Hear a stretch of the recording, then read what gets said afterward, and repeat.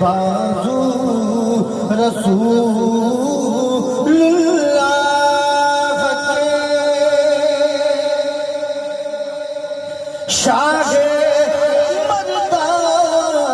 قوت بازو رسول اللہ کے کیوں بھلا ہوتے کسی میدان میں پسپا علی کیوں بھلا ہوتے کسی میدان میں پسپا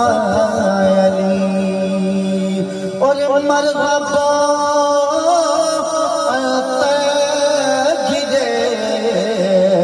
جس کے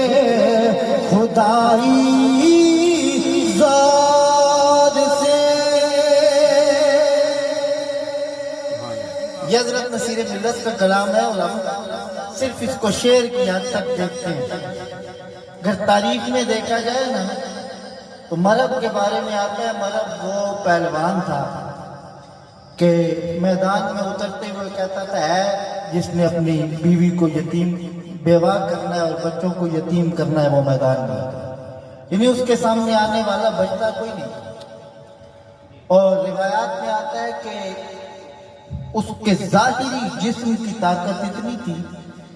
کہ بیل کو ذبح کیا جاتا اس کے چمڑے پہ وہ بیٹھتا چمڑا نکال کے چمڑے کو کھینچا جاتا تھا چمڑا ٹوٹ جاتا تھا مرہم اپنی جگہ سے نہیں ہلتا. وہ مرہم جب مولا کائنات کے مقابلے میں آیا تو روایات میں آتا ہے مولا کائنات نے کہا اس نے کہا پہلے وار کریں آپ نے فرمایا نہیں پہلے وار تو کر. علی کا کام یہ نہیں ہے کہ پہلے وار کریں. کہا اس کی وجہ یہ ہے کہ اگر پہلے وار مولا علی کر دیتے تو پھر لوگ کہتے مرب کو اگر موقع ملتا تو وہ کچھ نہ کچھ کر لیتا.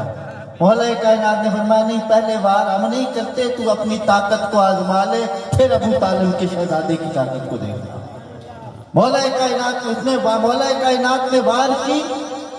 اس کی وار اتنی سخت تھی مولا کائنات کی ڈھال ٹوٹی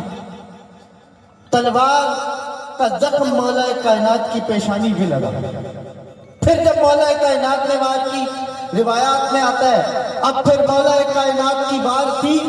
اور اس وار کے بارے میں کہا وہ ایسی وار تھی شاہ مردہ شیر جلدہ قوت پروردگار لا فتح الا علی لا سیف الا ذوالفقار. کہا جا کے اس وقت جبریل نے آ کے کہا اور زمانے والوں کائنات میں ذوالفقار جیسی تلوار نہیں ہے علی جیسا جوان نہیں آیا. شاہ مرغبو تر گرے میں نے معذرت آپ نعرہ لگا رہے تھے تو آپ ظاہری بات ہے ہم رسم چیلم میں اصال زوات کے لیے اللہ کا نام کیوں نہ بلند ہو اس نام خدا کو بلند کرنے کے لیے ہی تو کربلائیں سجی ہیں. نعرہ تکبیر نعرہ تکبیر نعرہ رسالت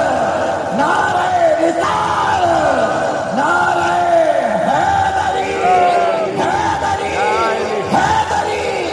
مرحب گرے جس کے